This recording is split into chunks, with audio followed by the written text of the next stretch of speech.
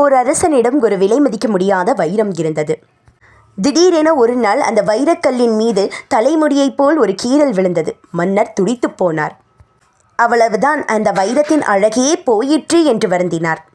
அரசன் உடனே அந்த நாட்டின் நகை விற்பனையாளர்களை வரவழைத்து அந்த வைரத்தை பற்றி ஆலோசித்தார். அவ்வளவுதான், அந்த வைரக்கல்லை செய்வதற்கு ஒன்றும் இல்லை. அது தன் பெரும் மதிப்பை இழந்துவிட்டது. இன்னும் விரிசல்தான் கொடுக்கும் என்று நகை வியாபாரிகள் கூறிவிட்டார்கள். உடனே அரசர், இந்த வைரக்கல்லை யாராவது அதன் பழைய மதிப்பிற்கு கொண்டு வந்து கொடுத்தால் அவர்களுக்கு பரிசு வழங்குவேன் என்று அறிவிப்பு ஒன்றை அறிவித்தார். உடனே ஒரு ஏழை பொற்கொல்லன் முன்வந்து, அரசே, இந்த வைரக்கல்லை அதில் இருக்கும் கீறலை வைத்தே அதன் மதிப்பை பல மடங்கு உயர்த்த முடியும் என்றான். சில நாட்களுக்கு பிறகு அந்த வைரக்கல்லின் கீறலின் மீது அழகான ரோஜா செதுக்கப்பட்டு அதன் மதிப்பு பல மடங்காக உயர்த்தப்பட்டிருந்தது.